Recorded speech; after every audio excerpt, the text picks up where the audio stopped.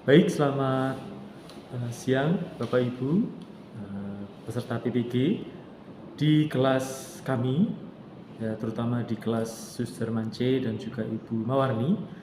Hari ini saya akan memberikan, ya, kita diskusi asinkronus Bapak Ibu, karena untuk live meeting ada beberapa kegiatan, termasuk ada kegiatan pramuka, ada Bapak Ibu yang camping bersama peserta didiknya, ada juga persiapan kegiatan-kegiatan di sekolah.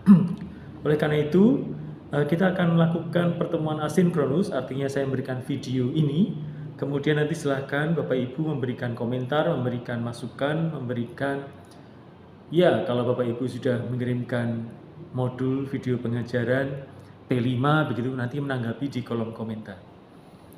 Baik, saya mulai saja. Jadi judul dari video ini adalah mendesain kegiatan P5. Kita review lagi. Ada modul P5 yang sudah Bapak Ibu buat, video pengajarannya juga sudah dikumpulkan. Kemudian laporannya juga sudah diberikan. Mari kita review bersama-sama. Tujuan penjelasan saya dalam video ini ada dua. Yang satu, kita berdiskusi bagaimana toh tahapan perencanaan P5 itu. Yang kedua, bagaimana merancang dan mengembangkan kegiatan P5. Bapak Ibu ada yang sekolahnya itu sudah menjalani, ya, proyek P5 ini. Sementara di sisi lain ada juga sekolah-sekolah yang belum menjalani kegiatan P5 ini. Nah, nanti bisa berdiskusi di bawah. Jadi dua tujuan tadi, satu bagaimana tahapan alur-alurnya P5. Yang kedua bagaimana merancang dan mengembangkan kegiatan P5. Kita tahu dari Vkon kelas besar dan juga dari laporan yang sudah Bapak Ibu berikan, upload di LMS, ada 5 tahapan alur perencanaan P5. Yang pertama, membentuk tim fasilitator.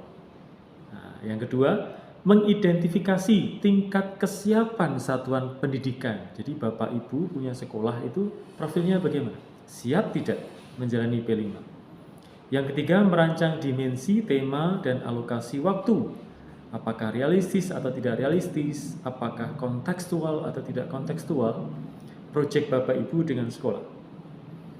Yang keempat, menyusun modul proyek. Bapak Ibu sudah menyusun modul proyek, memang menurut saya sendiri belum sangat sempurna, ya, terutama beberapa sekolah yang belum menjalani P5, tapi tidak apa-apa, kita berproses bersama-sama. Setelah menyusun modul proyek, kelima itu merancang pelaporan hasil proyek. Nah, mungkin Bapak Ibu tahu bahwa sebenarnya laporan P5 itu ada formatnya, itu pemerintah sudah kasih. Tetapi dalam hal ini Bapak Ibu misalnya mau mem-PTK-kan gitu, atau membuat penelitian juga bisa. Saya nanti berikan contoh jurnal-jurnal nasional yang bertemakan hasil proyek P5. Oke, penjelasan pembentukan tim fasilitator Bapak Ibu, apabila sekolah Bapak Ibu itu memutuskan untuk menjalani atau kemudian merencanakan, melaksanakan, mengevaluasi P5, maka perlu ada tim fasilitator. Nah, ini banyak modul Bapak Ibu yang tidak menjelaskan sebenarnya. Tim fasilitatornya itu siapa? Apakah waka kurikulum? Apakah waka kesiswaan? Atau Bapak Ibu? Lalu kalau timnya sudah terbentuk, SOP-nya bagaimana? Petunjuk teknis kegiatannya seperti apa? Nah, kalau itu ada, maka lebih valid untuk di Monef, begitu Bapak Ibu.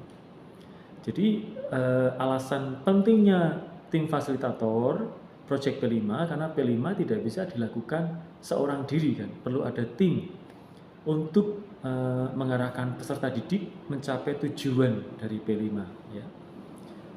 Maka Bapak Ibu sebenarnya perlu untuk tema apa yang relevan, kemudian petunjuk teknisnya seperti apa, kemudian pada akhirnya bagaimana pelaksanaan tersebut ditinjau dan dimonitoring serta dievaluasi.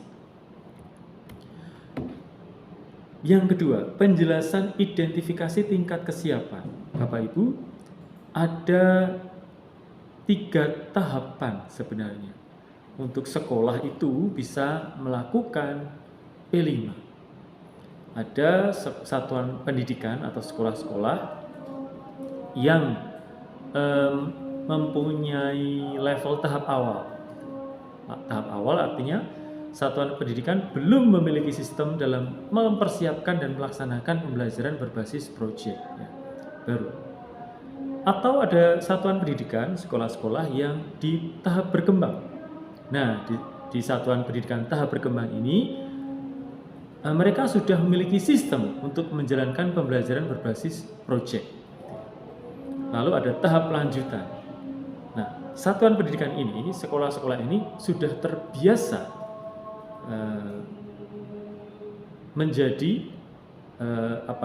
menjadikan konsep berbasis proyek ini sebagai sarana, ya, untuk mengembangkan karakter peserta didik.